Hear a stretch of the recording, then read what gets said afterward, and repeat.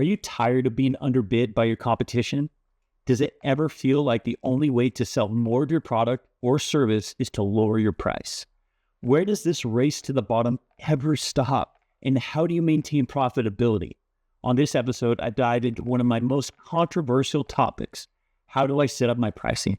Expect to learn why you should be one of the most expensive offers in the marketplace. How $1 more to you means so much more than $1 extra from the customer. And how you can create an offer that produces so much value that it creates a true apple to oranges comparison. All this and more on this episode of the Founder Podcast. All right, so now we are diving into probably my favorite aspect of running business, the price. How we are positioned in the marketplace. In fact, when I work with business owners, this is almost always the first thing that I address because most people get this wrong.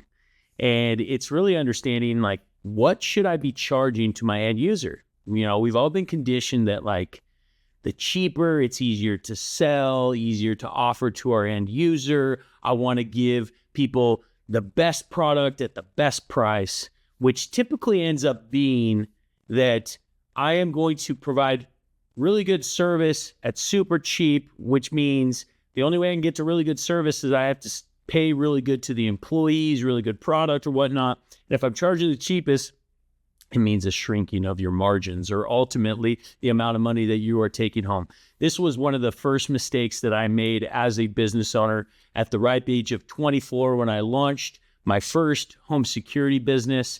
We wanted to be the cheapest price to the customer. Everybody at that point was charging between $44 and $49.99 a month. We wanted to come in, undercut the rest of the market at $42.99 a month. And then everybody was paying their sales reps $400 in install.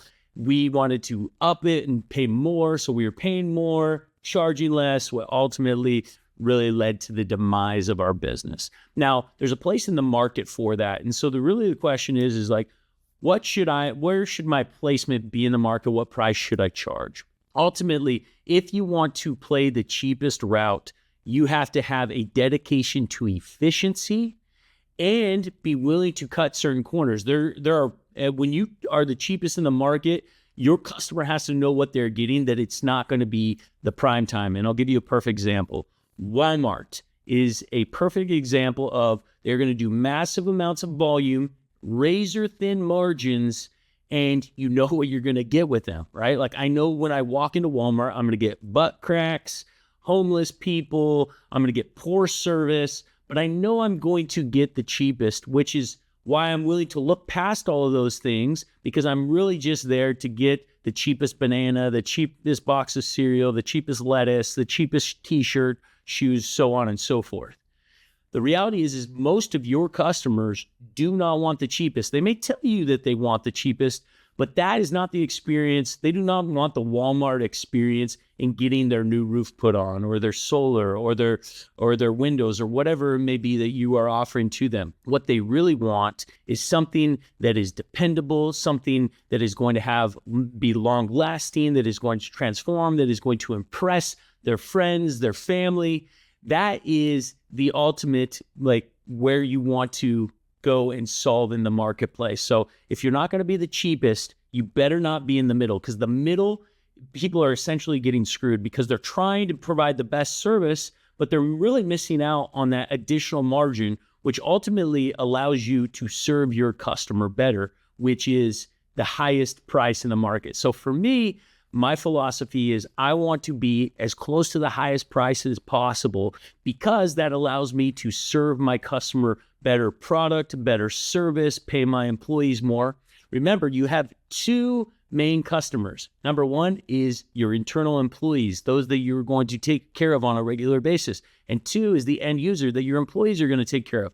So if you want to be able to pay your people better and to provide a better product or service, you have to position yourself in a way that is going to allow you to charge the most in the marketplace. And let's go to another type of example, Louis Vuitton.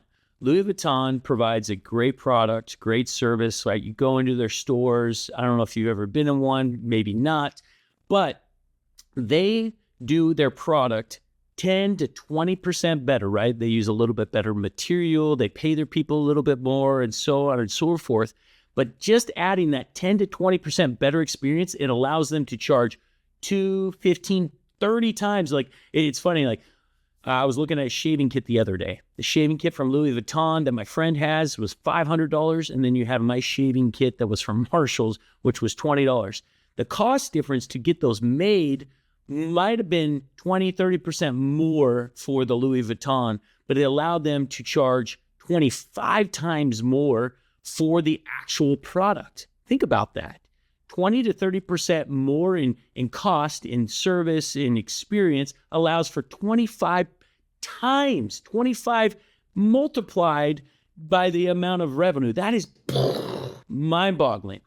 Not only does it allow them to do that and make huge margins, but it allows them to focus on who their core audiences are. And so at the end of the day, in order to sell, say for example, in this perfect example. So actually, let's go over to the iPad here. So let's say you have Louis Vuitton. This thing is wigging out here. So say you have Louis Vuitton and you have the Marshall's bag. Okay. So the Marshall's bag is priced at $20, and the Louis Vuitton is priced at $500. Let's say the Marshall's bag costs about $15 to make. Okay, that means they have a gross profit margin of $5. Gross profit means that your equipment cost, your cost of goods sold, everything to make it was $15. You have $5 to be able to use towards your fixed costs and then ultimately make a profit. With the Louis Vuitton, let's say it was 30% more than what this was. So 30% would be another $4.50. So let's say it's $19.50 to make, okay? Which would ultimately give them a $480 profit margin, okay? So hopefully you guys are seeing this, okay? So 5 goes into 120 times. So you got 80 minus, what is that? So about 96, okay? So in order to sell this many handbags of Marshall's, they have to sell 96 times more, 96 more bags to be able to make the same amount of profit that Louis Vuitton does on one bag, okay? Once again, 96. How much more effort, time, energy, like concern, right, does it take to go and sell 96 times more? Like, this is how you have to really understand your market. And this brings us to the next part, which is like $1 more, $1 more equals way more to you than your customer, okay? And let me give you the example, going back to this. If you are Marshall's and currently the cheapest in the marketplace, and you decide to charge $21, your margin goes to $6 rather than $5, okay? That additional dollar increased your profit margin by 20%. To the end user, to your customer, they don't really even know the difference between $20 and $21. And this is so important for you to understand that $1 to you means way more than it does $1 to your customer. So let's use your example. Say if you're charging $10,000 for your service, it's an HVAC service or whatever it may be, and your cost of goods to get everything on the roof, let's say it's about $7,000. And so you have a $3,000 margin, okay, or a 30% margin. If you increase your price to $11,000, okay, which is a 10% increase to the customer, okay? So it costs them 10% more to go with you now at $11,000 than it did at $10,000. Your cost is still the same, but let's say you added about $50 more in service, okay? So now you're making about $40,000 or $4,000 gross profit. That increase over the $3,000, scrolling up here, is 33% more profit. Can you believe that? 33% more profit. You increased by 10% and you're able to make 33%. This is what I mean. Every dollar is worth way more to you than it is to your customer because you have this cost of goods sold, right? And the customer, really, every dollar increased over what you're currently charging. If you did not increase your service, your quality, your product, or anything else, every single dollar goes directly to the bottom line as it does in this example. You have $1,000 more going to your profit. And this is something that is so imperative to understand, right? Like that if there are people out there that are charging more than you, do not differentiate yourself as the low cost provider. Be confident that your price is great. And we're going to jump into the next videos and we're going to talk about this, the confidence that you have to have and that you are okay to be charging more, and you are going to be able to justify this by certain features, certain speed to market, certain efficiencies that you are going to provide. But at the end of the day, similar, going back to the Louis Vuitton method up here, right? Because they charge $4.50, they actually can provide a better product. They can provide better customer service. They can provide all those different things, and it allows them to charge way more. So this profit margin allows them to really invest into their organization. That's ultimately what you are wanting to do. Your goal is to be around, to be able to service these customers for the lifetime of them having your product. And so if you go and you sell a 20-year or a 30-year product, you want to be able to rubber stamp that you know that you are going to be in business tomorrow, 10 years from now, 20 years from now. Profitability is the only way that allows you to do this. In fact, we'll talk about this a little bit more in sales, but I want you to think about this. One of the things that we always train our sales reps to actually tell people when they come and they say, hey, why are you 20% more or $5,000 more or $10,000 more? One of the first questions that we like to ask our customer is to say, hey, I understand your concern. Why is it important to you that we are profitable? And that's usually wait, what? Yeah, why is it important, Mr. Customer, that we are profitable?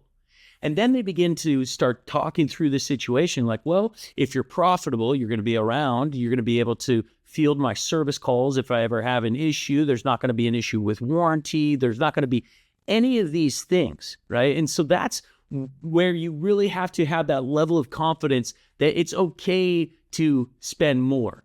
The other thing that we train our sales reps that is regarding not only just profitability, but the fact that cheaper usually means cutting corners. And this is where you have to have that if a customer says, well, why are you $10,000 more? Or why are you this? Or why do you cost so much more? And, or if they ask a question like, can you charge me less? Can you give me a discount? And this is what we train our sales reps. They're like, yeah, I mean, we could give you a discount. We could be less, but the only way that we're going to be less is if we cut corners, if we don't do certain parts of our service. We hire professionals and we make sure all the permits are properly pulled and the quality of our workmanship is top tier through our quality control and the speed that we're able to service. And after the fact, if you ever need us, these are all the different things. What aspects would you like us to cut out to be able to get you cheaper? And if they're like, well, this, that, and the other, I'm like, well, Mr. Customer, I understand your desire to get the cheaper service. Frankly, that is something that we refuse to do because we do not want to cut corners. We are the top tier product and service provider of this particular product. And so if you want to go with somebody else, I can give you a phone number of somebody that will take care of you at a cheaper rate. And having that level of confidence, that level of like, boom, we know that we are positioned correctly and we refuse to come off of the quality of service that we are going to provide. And ultimately, this is what allows you to create what I call an apple, this is an ugly apple, to orange comparison, right? A lot of times we're trying to be the cheapest in the market, and we're really not giving anything to differentiate ourselves, right? Like we're allowing the customer just to compare apple to apple or orange to orange. Ultimately, you want to be so distinguished in the quality of product that you are providing. We're going to talk about this in more sections, but there is no comparison. There is only, you are a one-of-one product and service provider. This is where you have to develop your mentality around why I am justified at charging the most in the marketplace. In fact, my companies many times are known for being twice as much as a lot of other service providers in the same exact type of product. And this actually goes on to one of my favorite case studies ever done. This particular case study is about Bug's Burger bug killers, right? And these guys, they were not a pest control company, but a pest elimination company because they had these warranties. And we're going to talk more about these type of things. But and I'm going to drop the case study that I got at Harvard. I'm going to share that with you guys that talks about how these guys charge 7 times their competitors for a very similar service, but they always etched it up 10, 20, 30%. They had warranties and all these different things. That has to be the goal. How can I be so distinguished, so different that I am an apple to orange comparison and it justifies me paying or charging the most in the marketplace? I need to be around for these customers forever. So I want you to think about right now in this exercise, okay? Think about who's the cheapest in the marketplace. Who is the Walmart of your product or service in your region? And what is that price? Is it $100? Is it $1,000? $10,000? And then you want to think, who is the most expensive? Think about this, okay? Are they $10,000? Who in your market is charging for your very similar service the most? And ask yourself, am I the cheapest? I'm the most expensive? Chances are you're somewhere in between. And ask yourself, what is keeping me from being the most expensive? Is it just my mindset around price? Am I really providing the best service? Do I have an opportunity to improve my service? If my service is as good as the most expensive, why am I screwing myself by charging the price that I am? These are things that I want you to think about. Take 10, 15 minutes, write down a few of these things, and then we'll see you on the next video.